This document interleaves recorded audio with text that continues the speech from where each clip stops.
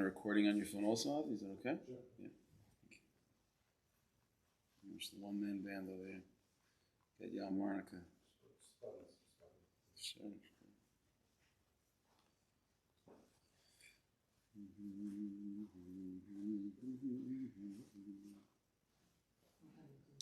I wasn't sure 100% until my glasses were on, but now. No, my glasses were off. I couldn't really tell.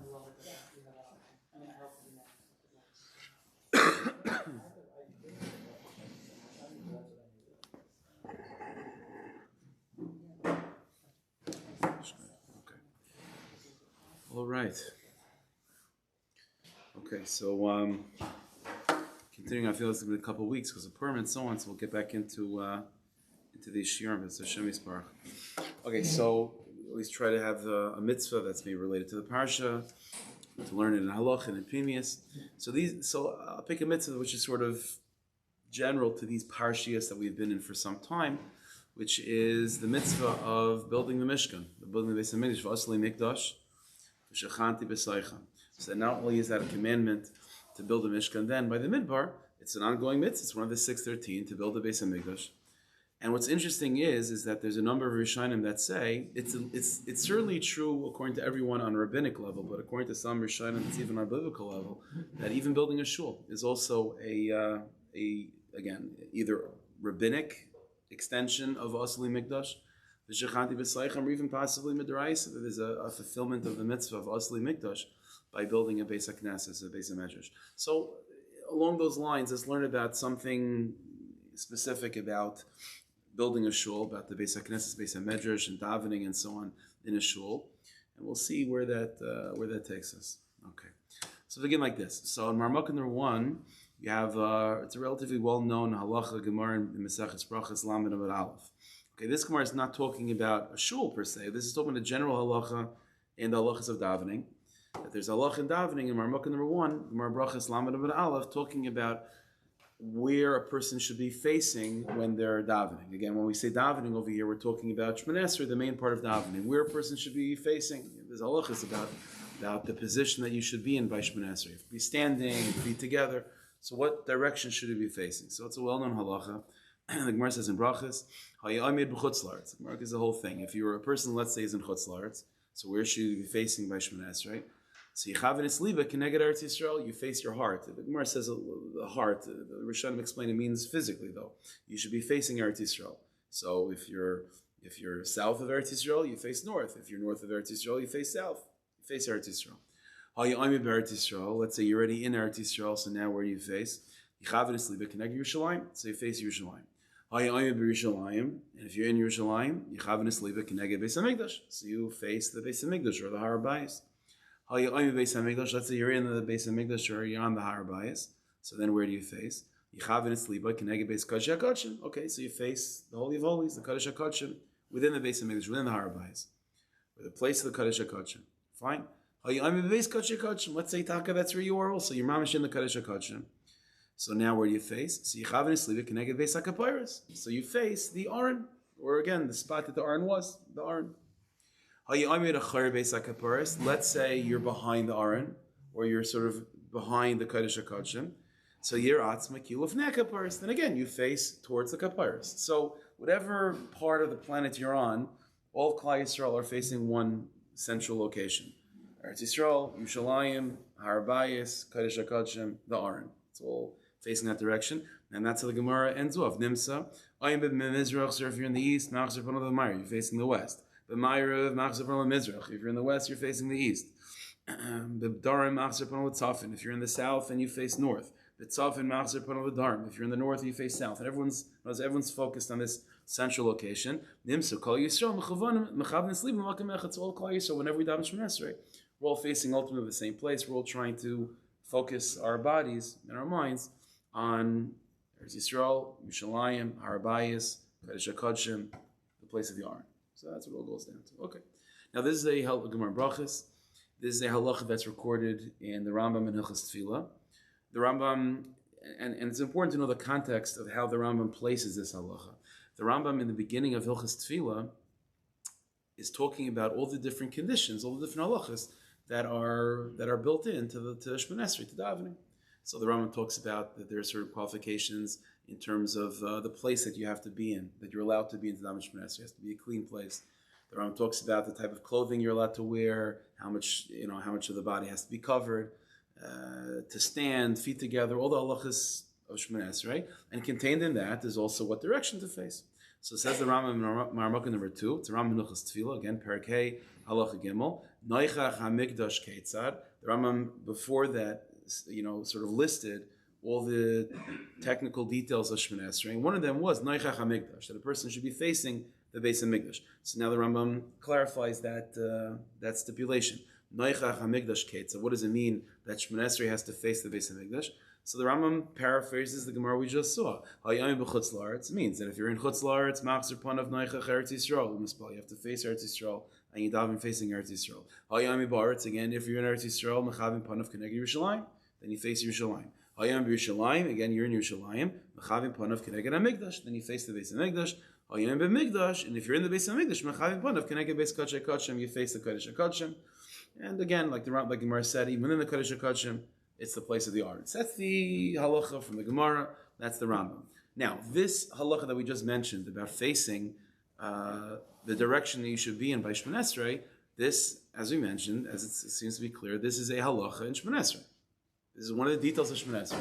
Again, it's the list of qualifications, of stipulations, of dinim that the Rambam lists within Shemona Esrei. Halacha Shemona Esrei is you have to be in a clean location. Like I said, you have to be tznius, so you have to be facing the right direction. It's a halacha within Shemona Esrei. Fine. Now, then there's another halacha. And this is where we're going to see if it's also a halacha Shemona Esrei or something else. The Rambam writes in Marmukah number 3, it's also in Hilchas Tefillah, but it's all the way at the end of Hilchas Tefillah, Perek Yud Aleph.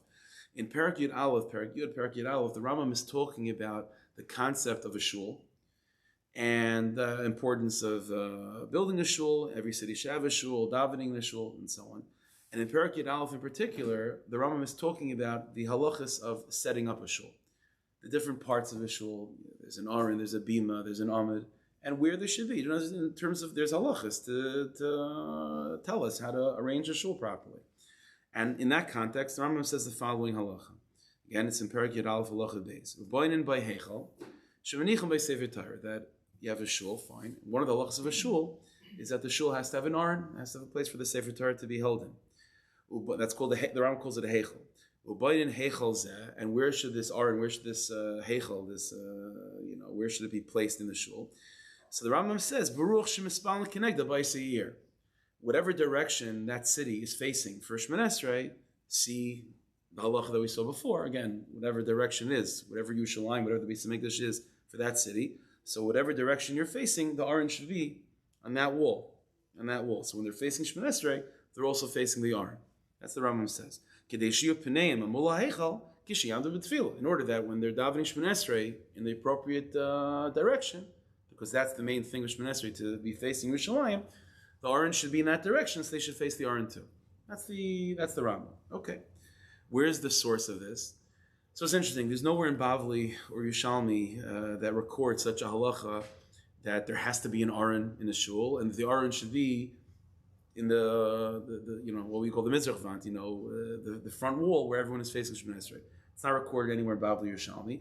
The makar of it is vaguely coming from a tesefta, a brisa, at the end of Maseches Megillah. It's not recorded in the Gemara Megillah, but it's a tesefta at the end of Maseches Megillah. Now, this tesefta has two parts to it. Right now, we'll only quote the first part, and we'll show where the Rambam is coming from the first part. You'll see what I mean eventually. So, Marmukah number 4, this is a tesefta Maseches Megillah. Again, the tesefta writes the following thing. The tesefta over there is also talking about the structure of a shul, the layout of the shul, the different parts of a shul, what's supposed to be in a shul, where they should be. And the Tesefta says the following thing: Keitzad hayu as a kenim yesher.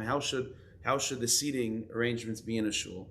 So this is not a description of a chassidish shtibel, but the description is like this: that there's a kenim, the elders, and there's the chash of the people in the shul. Peneim kalpe ha'am, they should be facing the rest of the congregation. V'achareim kalpe kodesh, and their backs should be towards the kodesh, towards the holy. What does it mean holy over here?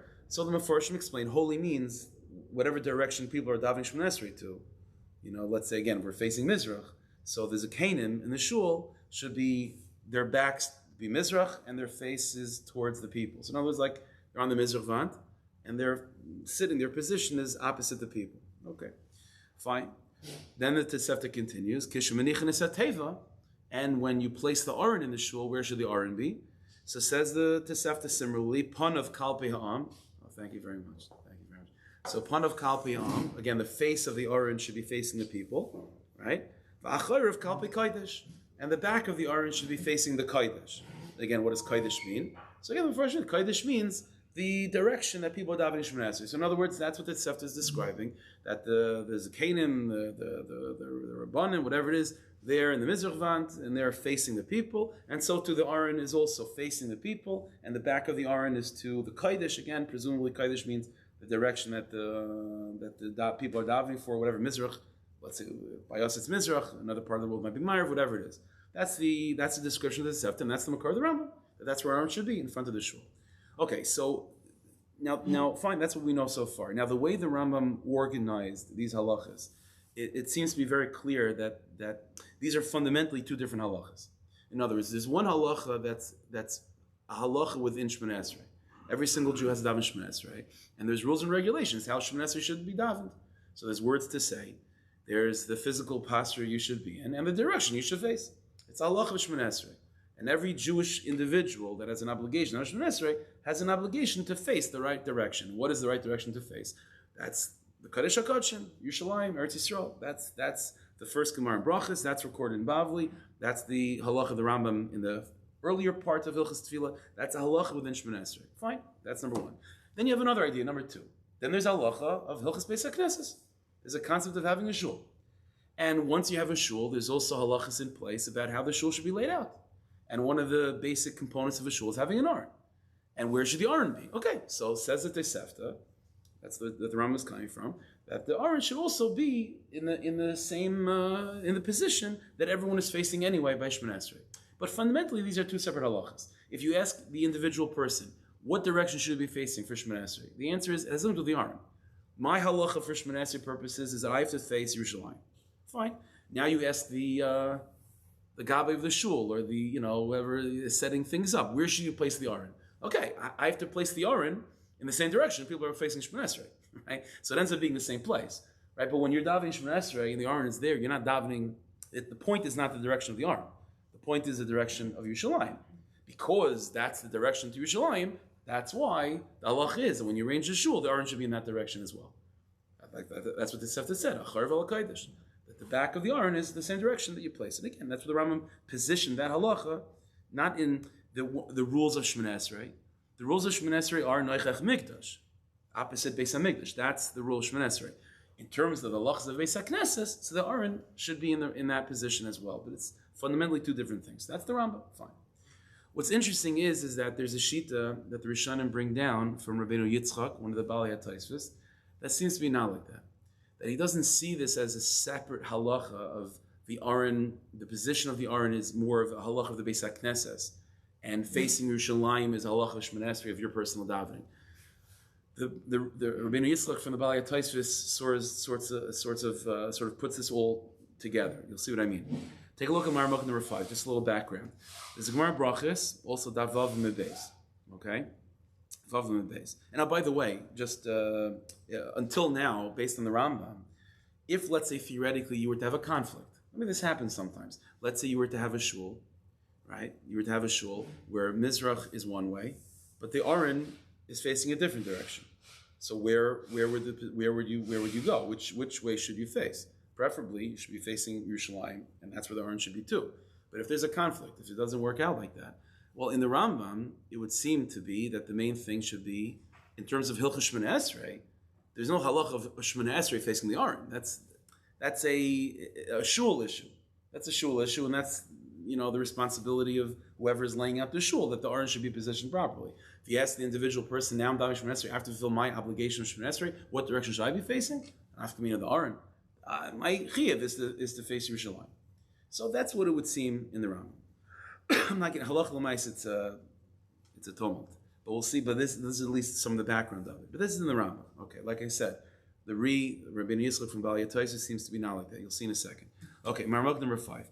There's a Gemara in Brachas Vavim the days. Now the Gemara doesn't explain the details too much. It just says something very very terse. But we'll see how the Rishonim explain it. Amar Ravuna. Ravuna said, "Kol hamispal achayre beis hakneses nikra rasha."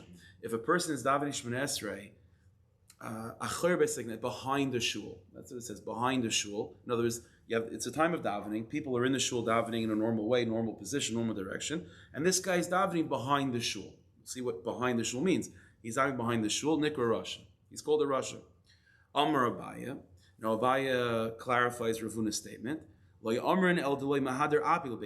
This is only true. He's called a rasha when he's davening behind the shul, and he's not facing the Beis HaKnesset. He's not facing the shul. But if he's facing the shul less lamba, then he should still be like. There's no reason for him not to go inside with everyone else. But he's not called a rasha. That's the Gemara says. I guess what does this mean exactly? Behind the shul, and then there's a difference between facing the shul, not facing the shul. What do we mean over here? Okay, so in Marmuk number 6, Rabbeinu Yaina, Meseches Brachas, brings down a pshat in the Gemara. There's a number of different pshatim in the Gemara from a number of Rishonim. We're not going to go into all of them, but just one sheet that Rabbeinu Yaina brings down from Rabbeinu Yitzchak. Rabbeinu Yitzchak Hazakin. So I'll tell you outside what his pshat is, and then we'll see what it means. So, again, so you have a regular shul, and it's mincha time, shachar, smarv, whatever it is, and they're davening Shmoneh Esrei, Mizrach, they're davening the normal direction. Now you have a person who is davening outside also. He's davening, but he's davening outside the shul. Now says Rav Huna, that's called a rasha. If he's davening outside the shul, he's called a rasha. Says Rabbeinu Yitzchak, quoted by Rabbeinu Yaina, that the meaning is as follows: he is davening outside the shul in front of the shul. So the people are, let's say people, the shul is davening Mizrach. He is on the other side of the Mizrach wall. He's on the other. He's outside the shul. The front of the shul, outside the shul. Says Rabbeinu Yitzchak, says Rav Huna, in such a scenario, he's called a rasha. He's called a rasha. Why? Says Rabbeinu Yitzchak, because there are a number of issues that's going on over here.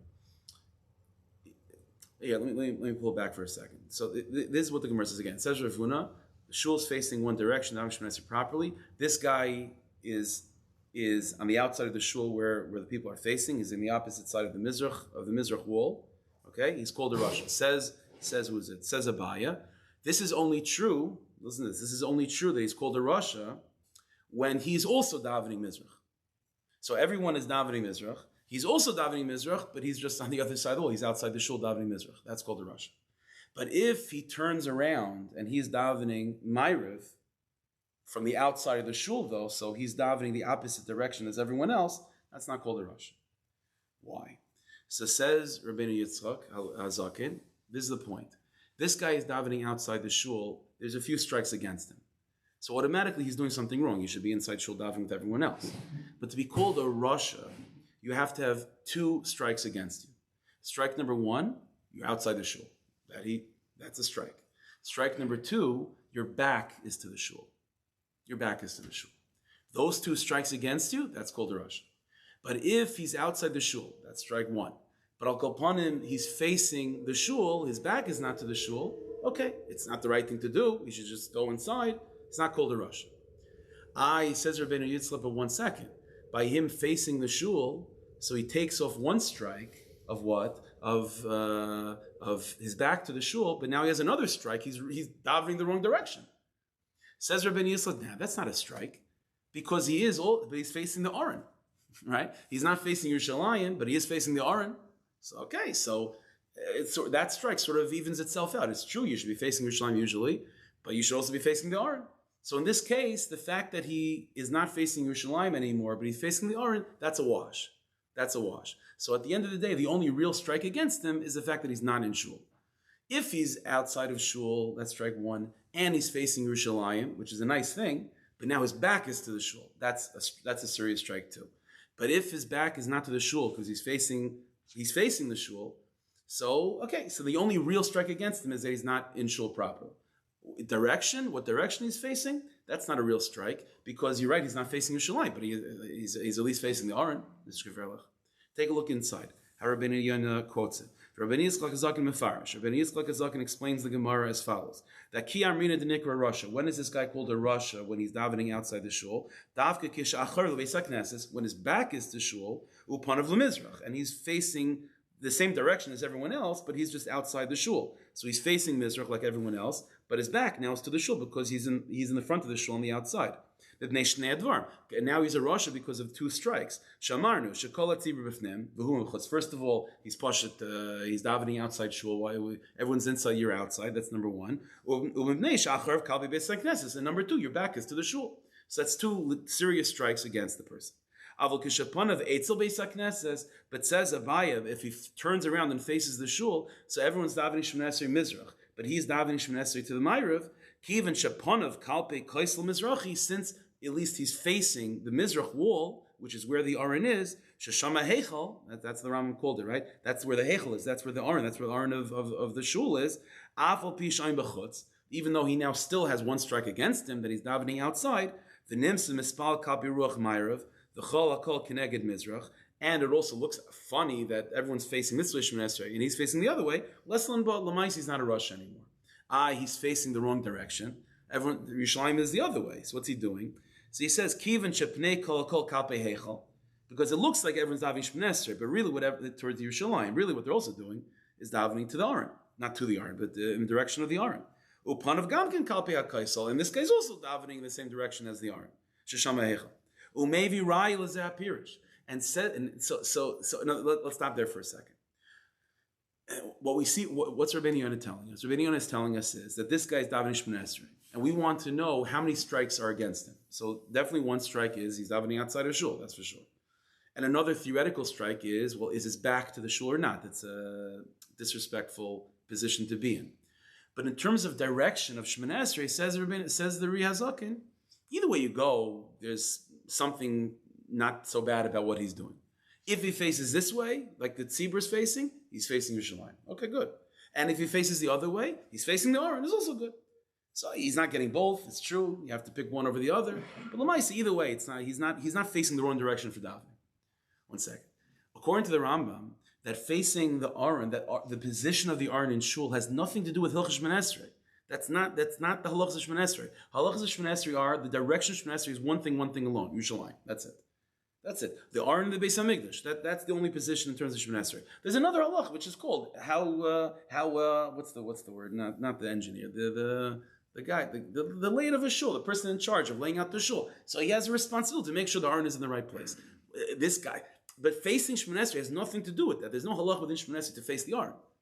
So according to the Rambam, this guy who's outside facing the wrong direction, that's a serious strike. He's facing the wrong direction of davening. He's facing the Aron. Who cares? That's not with him. There's no such halacha. The fact that the Rabbeinu Yitzchak Hazakin is telling us that this guy outside the shul, whether he goes that way towards Yerushalayim or this way towards the Aron, either it's a wash. It's a wash. He's not fulfilling properly his halachas of davening Shemoneh Esrei. He's not building a shul right now. So the fact that Rabbeinu Yitzchak Hazakin is telling us that if he faces towards the shul, it's nishkaferlich because al kapanim he's facing the Aron, telling us is that this halacha that we saw from the Tosefta, for example, that the Aron has to be in the same wall that everyone is facing Shemoneh Esrei, that's not just a halacha from laying out the shul, that's a halacha within Shemoneh Esrei too. Just as there's the halacha of facing Yerushalayim and facing the Beis Hamikdash and Kodesh HaKodshim, that's in Hilchos Shemoneh Esrei, and another halacha within Shemoneh Esrei, another direction you should be facing is the Aron, if there is an Aron in front of you. So says Rabbeinu Yitzchak Hazakin, these are two halachas within facing the direction you should be facing in Shemoneh Esrei, towards Yerushalayim, and preferably the same direction is to an Aron. In this case, there's a conflict. So says Rabbeinu Yitzchak Hazakin, okay, so it's a wash, so you can't do both. At least he has one nishkafel. It's not a strong X against him. And what's interesting is how Rabbeinu Yitzchak Hazakin ends off. So he says like this, so maybe Raya Lazeh Pirish. Says Rabbeinu Yonah that this Rabbeinu Yitzchak Hazakin brought a proof to his idea that a person that facing the Aron in shul is a zach. It's an inyan of Shemoneh Esrei. It's a kiyum. It's not just a halacha of the layout of the shul. It's one of the directions that a person should be facing with Shemoneh Esrei. Umevi Raila Zeh Pirush, and he brings a proof to this. Mid Amrinan from the Gemara in Brachas that we started with. The Gemara says in Brachas Daf Lamed, Hayoim in Acher Beis HaKapayros, says the Gemara, in your chutzlarts, face Eretz Yisrael, v'chulu v'chulu. If you're in the Kodesh HaKodshim, face the Aron. If you're behind the Aron, then face the Aron. Ultimately, it all boils down to trying to face the Aron. Yer atzma kil oim lefnei HaKapayros. Hooray. So says Rabbeinu Yitzchak HaZaken, Sha'af al pi shelo hoy mispal l'ruch shekol Yisrael hoy mispalim. So you have that case also, right? Not everyone's facing the same direction. People over there are going this way towards the Har Bayis. People over here are going this way towards the Har Bayis. Okay, everyone's going to the Har Bayis. So the same thing over here. The shul is going that way towards the Aron. This guy is going this way towards the Aron. They're both going to the Aron. Okay, this is Rabbeinu Yitzchak HaZaken. This is a chiddush. The Rabbeinu Yitzchak HaZaken is telling us that the halacha of where the Aron is in shul is not a halacha of the shul. This is a halacha in the direction of Shemoneh Esrei. Ad kedei kach, that it's of equal footing to the standard halacha that we have from the Gemara Brachas, which is that the direction of Shemoneh Esrei should be Yerushalayim. So much so that if this guy turns his back to Yerushalayim, if he's facing the Aron, okay, it's mamish even. Now this is a pella. This needs explanation. Like I mentioned, this halacha of where the Aron is in the shul is not quoted in Bavli. It's not quoted in Yerushalmi. And for Rabbeinu Yitzchak, the only halacha that we have quoted in Bavli is the brisa that we had from the Gemara Brachas Marmoka number 1, which is you face Yerushalayim. You face Yerushalayim. You face the Har Bayis. That halacha is the only thing we had. The fact that Rabbeinu Yitzchak HaZaken is learning in this Gemara that the Gemara understands that it's of equal footing needs a better understanding. How do we understand this better? Okay, so here's the pshat. Here's the idea. Until now, again, we've had these two things. There's one halacha which is called facing Yerushalayim, okay? And there's another halacha which is where the Aron is in the shul. And the Rambam, it's mamish a separate idea altogether. It's a halacha of shuls, of a layout of a shul. And Rabbeinu Yitzchak HaZaken is telling us, no, it's also a halacha of your direction. But there's two. But until now, it's like two separate ideas, though. There's one direction which is Yerushalayim, and there's another direction which is called the Aron. If you can make it work to be the same direction, it's gewaldig. If it's not the same direction, okay, then it's a wash. But these are two different kivunim. These are two different things that you're facing. One is that you're facing Yerushalayim, Har Bayis, and so on. Another thing that you're facing is the Aron. What we see from the Vilna Gaon, however, as we'll see in a moment, and even from the Shulchan Aruch also, and even the Rambam himself, is that we should not be thinking of this as two different directions. The same way that you are trying to face, let's go back to the Gemara Brachas, right? The Gemara Brachas said, wherever you are, face Eretz Yisrael. And within Eretz Yisrael, wherever you are, face Yerushalayim. In Yerushalayim, wherever you are, face the Har Bayis. And in the Har Bayis, where you face Kodesh HaKodshim. In the Kodesh HaKodshim, where you face is the Aron. What we're going to see in a moment from the Vilna Gaon is that every Aron in Shul is a bechina, is a reflection, is a ha'ara of the Aron in the Kodesh HaKodshim. So there really is only one fundamental halacha, which is you face the Aron in the Kodesh HaKodshim. If there's an Aron in the shul, then that Aron in the shul is a reflection of the Aron in the Kodesh HaKodshim. If there is no Aron in the shul, okay, then you face the direction of the actual Aron in the Kodesh HaKodshim. But these are not two separate directions even. It's fundamentally one idea. It's fundamentally one yesod. Now, where do we have this idea that the Aron of a shul is a reflection of the Aron of the Kodesh HaKodshim? That ad kedei kach, the same Gemara in Brachas, again, that's the point of view, the same Gemara Brachas, which tells you that you have to face the Aron in the Kodesh HaKodshim, that is also telling you to face the Aron in the shul. It's the same fundamental halacha. Where is this coming from? So if you take a look at Maramaka number 7, that Tosefta that we had before, which was the makar of this whole idea of the Aron being in front of the shul. So we only quoted earlier the first line, which was that the Zakanim are the Mizrachvan facing everyone else, right? And that's where the Aron should be also, the back to the Kodesh and the front towards the Tzibur. That is the first line. But the Tosefta continues. Okay, the Tosefta continues. The Tosefta continues as well. Marmukah number 7, the Tosefta follows, V'chol ha'am p'neiam kalpi ha'kodesh. And says, so until now, the first few lines of the Tosefta was talking about what's going on by the Mizrachvan. So you have the Zakanim up there facing, their faces towards everyone else. And you have the Aron also facing everyone else. So what about everyone else? So the Tosefta continues. V'chol ha'am, the rest of the people, p'neiam kalpi ha'kodesh, they should be facing the Kodesh. The Kodesh. Shenemar, how do I know that everyone should be facing the Kodesh? V'atikol ha'edel Pesach Chol Hamoed. Because it says in Pasuk that when Moshe Rabbeinu was by the Chanukas HaMishkan, by inaugurating the Mishkan, all of Klal Yisrael went to the Pesach. They went to the door of the Oil Moed. They were facing, when the door opens, they were facing the entranceway to the Oil Moed, to the Mishkan. Says the Vilna Gaon, this line over here is really the makar of why you have to face the Aron in Shul. Says the Vilna Gaon, because when the Gemara says this, when the Tosefta says this idea, that just as everyone came to the Mishkan by the inauguration, and the doors were open, and everyone is facing, what are they facing when the doors open the Mishkan? They're facing that direction. They're facing what? The Kodesh HaKodshim. Says the Vilna Gaon, that's what the Tosefta means. V'cholam pneim al kalpei kodesh. When it says over here that everyone should be facing the Kodesh, it doesn't mean the direction of Mizrach that everyone's davening Shemona Esrei. It's talking about the Aron. It says the Vilna Gaon, when it says everyone should be pneim, their faces should be towards the Kodesh over here is a reference to the Aron in the Shul. And says the Tosefta, and how do I know that everyone should be facing the Aron in the Shul? Because it says in the Pasuk that by the inauguration of the Mishkan, everyone came and faced the opening of the Mishkan. And says the Vilna Gaon, and what does it mean when the doors of the Mishkan open and you're facing the entrance of the Mishkan? It means that you're facing what? The Kodesh HaKodshim. That's what the Kodesh HaKodshim is, straight from the door. So says the Vilna Gaon, that's what the Tosefta means. That just as Klal Yisrael by the Mishkan, when they came to experience the Chanukas Mishkan, they all faced the Kodesh HaKodshim, and they all faced the Aron in the Kodesh HaKodshim, says the Tosefta, that's what the Vilna Gaon says. So too, in Shul, you should be facing the Aron. In other words, the Aron is not just the same direction happens to be as Yerushalayim. The Aron is the Kodesh HaKodshim. The Aron is the Aron of the Kodesh HaKodshim. That's the Kodesh over here. Kodesh is not the direction. The Kodesh is the Aron. And that's what the Pasuk is referencing. V'tekol Eidol Pesach Chol Hamoed. And that's what the Vilna Gaon says. Now, more than this, the Vilna Gaon also points to a Rambam in Hilchos Sefer Torah.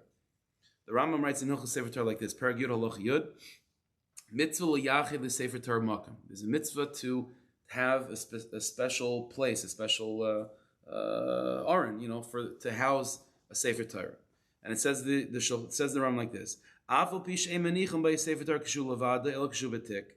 I'm sorry. Mitzvah Yachid Sefer Torah. I skipped the line. Mitzvah Yachid Sefer Torah Makom, number 8. Mitzvah Yachid Sefer Torah Makom. You have to designate a space for the Sefer Torah, an Aron for a Sefer Torah. Ulachabed Oisei Makom, and you have to honor that place. Ulahadra, to make it beautiful. Yosmidai, even excessively beautiful. Why? Says the Rambam, Devarim Shebeluchas Habris, Hein Shebekol Sefer V'Sefer, because the same things that are written in the Luchas are written in the Sefer Torah. What's the Rambam talking about? What's he referencing over here? Says it on the guy, and what the Rambam is trying to hint to you is, why should you make such a big deal of an Aron? Okay, everything needs a house, fine. So whatever. So the Sefer Torah can't leave it out. You have to put it somewhere. You have to make a big deal. If you mechabed it, you have to make it beautiful. An Aron, why? Because the same things that are written in the Luchas are written in the Sefer Torah. In other words, the Sefer Torah in the Aron, the Sefer Torah in the Heichel, is a bechina of the Luchas in the Aron. And just like the Aron Habris is a chash of a thing, you have to make it beautiful, and someone who's made it of gold and the kruvim and so on. So too the Aron in the shul has to be reflective of that as well. In other words, even the Rambam is hinting to us this idea, which is that the Aron in the shul is not just a place for Sefer Torah. It's a reflection, it's a bechina of the Aron in the Kodesh HaKodshim. Ad kedei kach, that going back to Rabbeinu Yitzchak HaZaken, Ad kedei kach, the Rabbeinu Yitzchak HaZaken understands that the nature of the halacha facing the Aron in shul is the same fundamental halacha as facing Yerushalayim. It's fundamentally the same thing. When you face the Aron in shul, you are facing Yerushalayim. What's the point of facing Yerushalayim? Because Yerushalayim is where the Har Bayis is, and the Har Bayis is the Kodesh HaKodshim, and the Kodesh HaKodshim is the Aron. Guess what? You got an Aron right here. It's the same. It's a reflection of that. It's the same halacha mamish. It's the same halacha mamish. Ad kedei kach, that's Rabbeinu Yitzchak HaZaken. This guy in front of the shul, either way you go, he is fulfilling this halacha of facing the Har Bayis. He is that way literally, and the other way metaphysically and reflectively in terms of facing the Aron. That's the Yisod. Okay. So we have a fundamental machlokes over here. Fundamental machlokes between the Rambam and the Balei HaTosfos. What direction should a person be facing for Shemona Esrei? According to the Rambam, the direction that a person should be facing is geographically, you should be facing the Aron in the Har Bayis. That's the direction. Okay, that is the only direction a person should be facing, that direction. There's another halacha which is in Hilchas Beis HaKnesses. Hilchas Beis HaKnesses says that a shul should have an aron, and the shul and the aron should be in the same direction everyone is facing, for its own covet and so on. But it's not because you're supposed to be facing the aron. Fine. Even though the Rambam himself is interesting, even the Rambam himself, as we just said in Hilchas Sefer Torah, is the one that already concedes that the aron is a shtickle bechina of the aron of the Beis Hamikdash. Right? He says you should beautify it because the same words in the Luchas are in the Sefer Torah. But in terms of the direction, what you should be facing is not a figurative aron. What you should be facing is the aron of Kodesh HaKodshim, and that's whatever the direction is. It's a halacha of a shul that a shul should have something to reflect the aron as well, but that's a halacha from a shul. And then you have the Riyaz Zaken. The Riyaz Zaken says, no. That same halacha facing, what direction should you be facing? You should be facing the aron. What aron? What do I mean aron? Okay, there's the Iker aron in Har Bayis, but then there's the aron in the shul. It's fundamentally the same halacha. And one can, and they're equal. They're almost equal. It's a wash. Preferably you do both. If you can't, you pick one. It's not the end of the world. They're mamash both the same. They're fundamentally the same halacha. Okay. Now, let's move into the Pnimis a little bit. We'll begin like this. All of davening. This is a whole discussion revolving around davening, right? What direction to be davening. All of the person can be davening Shemona Esrei. Let's say we're talking about Shemona Esrei. A person can be davening Shemona Esrei for many, many reasons. You can be davening for many things. 19 brachas, asking for 19 different things, you know.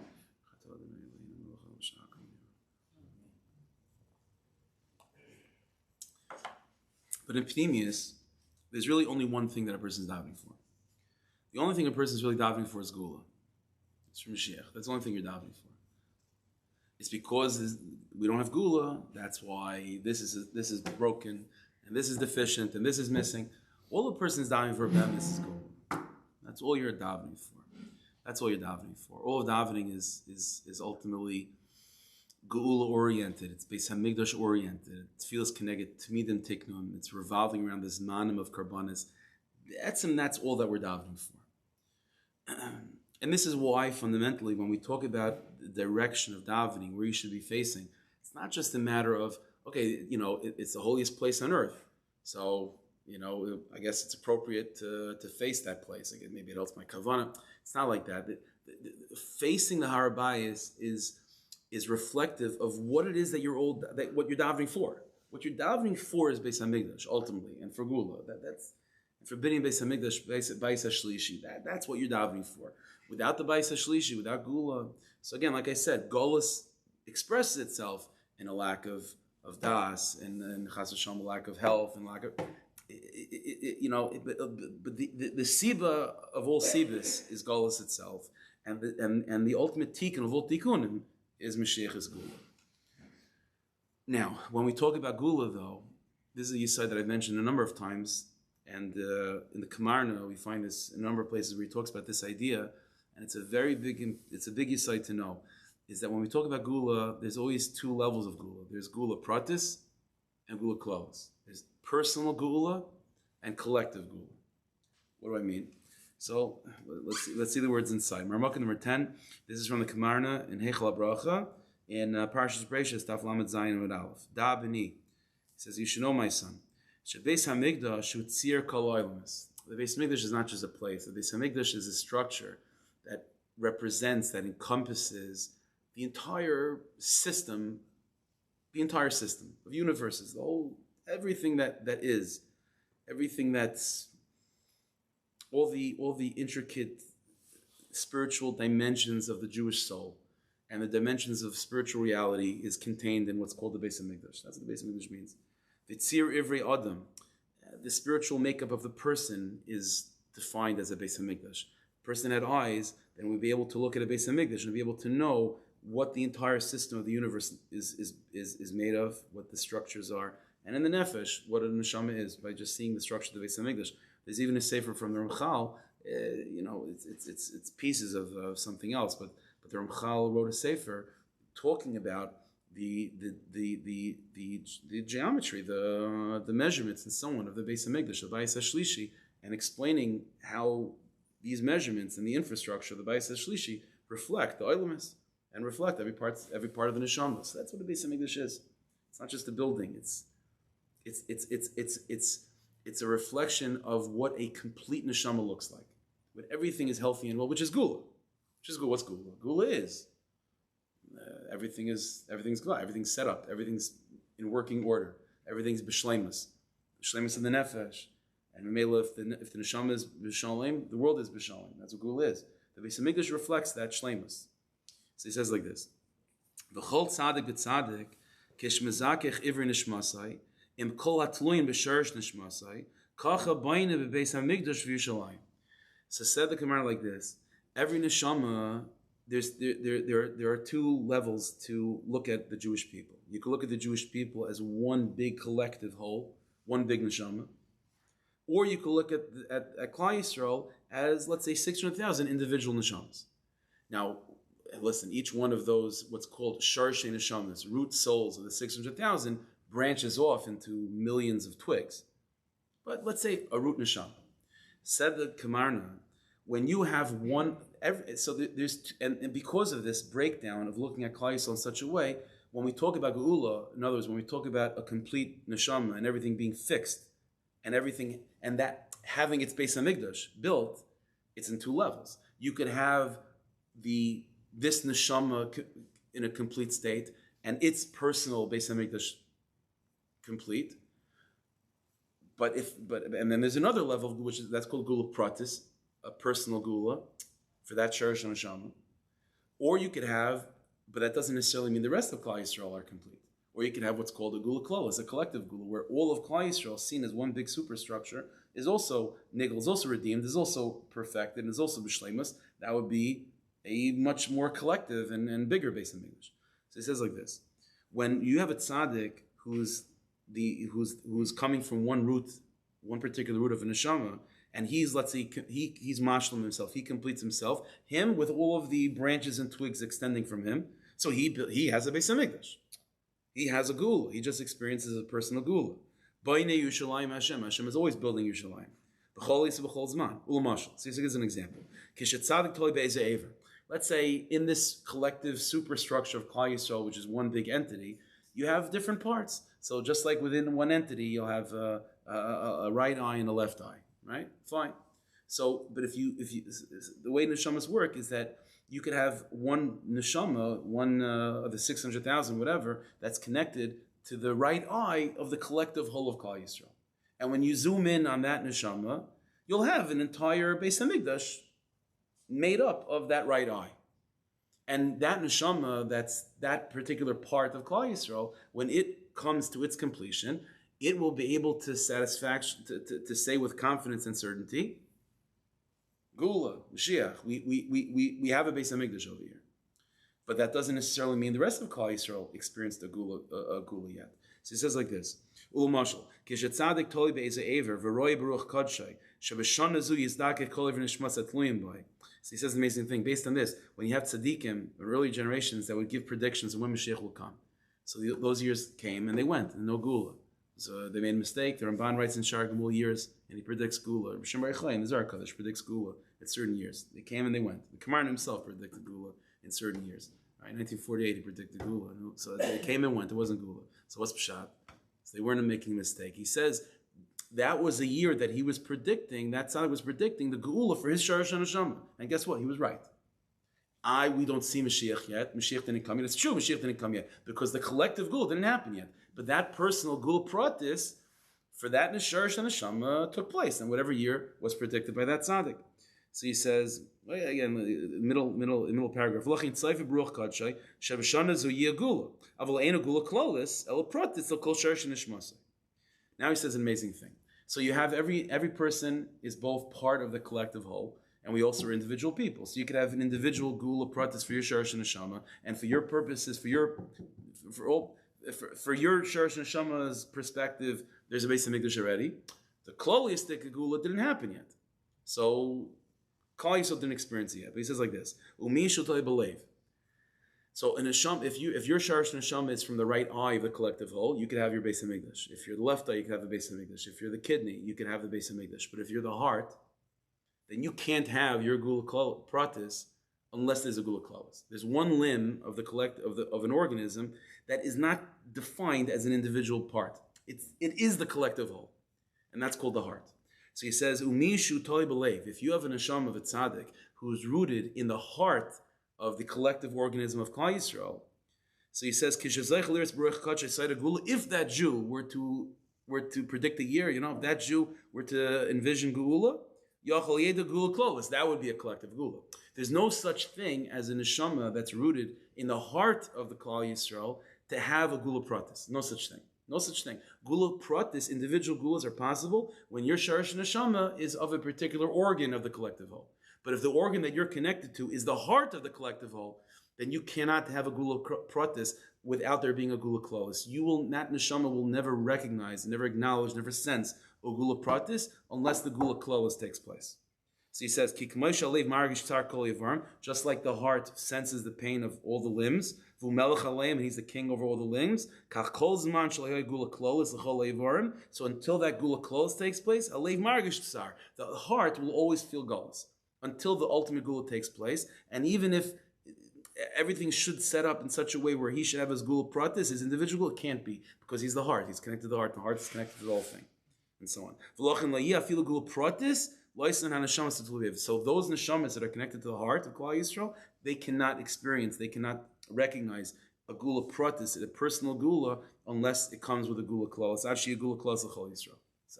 It's unbelievable chiddush. Explains a lot when it comes to the workings of neshama. Such an idea. So let's go back. Davening is all about Geulah. Where you're facing is reflective of what type of Geulah you're asking for.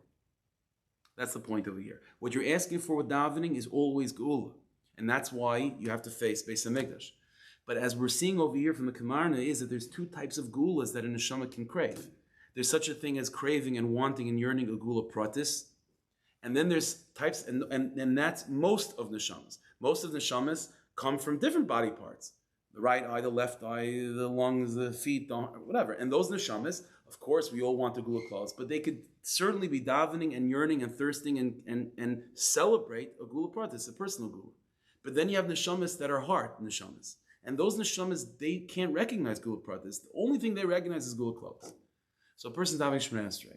And davening Shemoneh Esrei means what you're davening for is Geulah. But what type of Geulah are you davening for? If in the Rambam is revealing to us the perspective of a neshama that's connected to the heart. A neshama that's connected to the heart can only recognize one Geulah alone, which is Geulah klolis. What place, what Beis HaMikdash represents Geulah klolis? Not your shul. What represents Geulah klolis is the Beis HaMikdash, the Har HaBayis. So says the Rambam, the only direction that Hilchos Shemoneh Esrei recognizes is facing Har HaBayis. Your aron in your shul is something.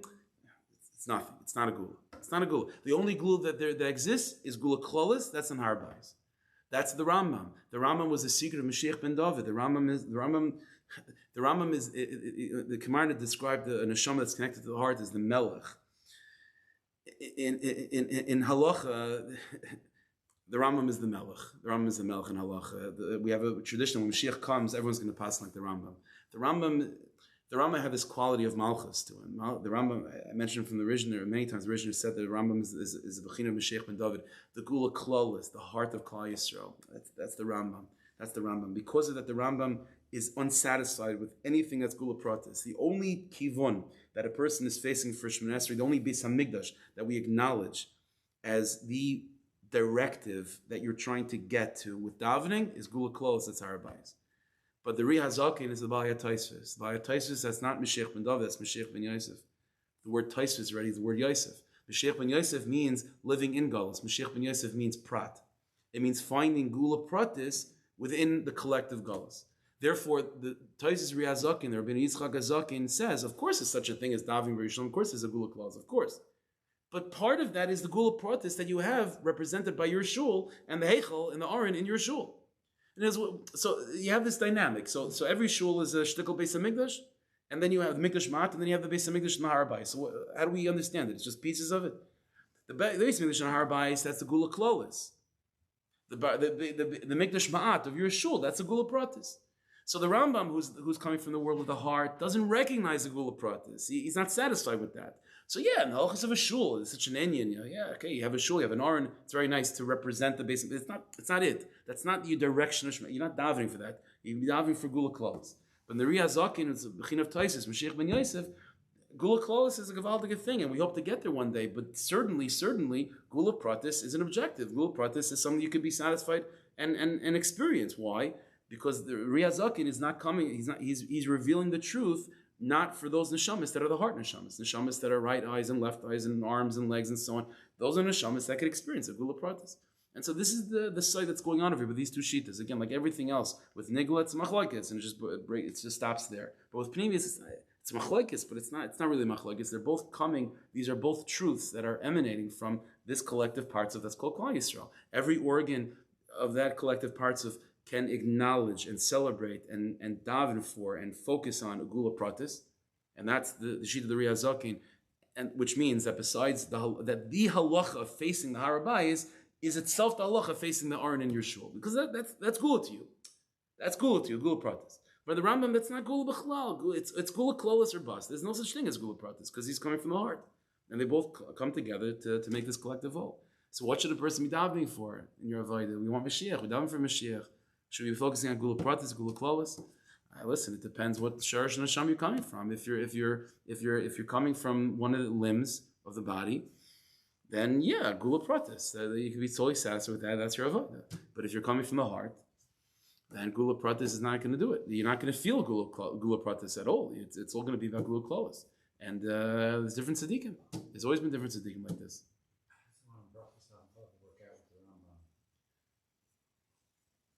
So there's different rights. There's different pshatim. The Rambam doesn't hold like Rabbeinu Yitzchak Azak, and there's other pshatim in the Gemara in terms of. I don't want to. We'll get to Kami maybe afterwards. We can talk about it. But the Riyah Zakin's pshat is assuming the guy is in front of the shul. There's pshatim. Rashi's in fact not like that. He's the guy's in the back of the shul, and then the Gemara means to say that if he's facing the other way, then it's a big X. But if he's facing the right way, then it's right, exactly. That's what the Rambam will learn it. But yeah, they're all coming from. Listen, I mean that's. We'll stop the recording like that. Why didn't they tell us that? There's a Maisa that the Kamarna brings down a Maisa. The Kamarna brings down. Yeah, we're done. The Maisa the Kamarna brings down from the Rebbe Melech that the Rebbe Melech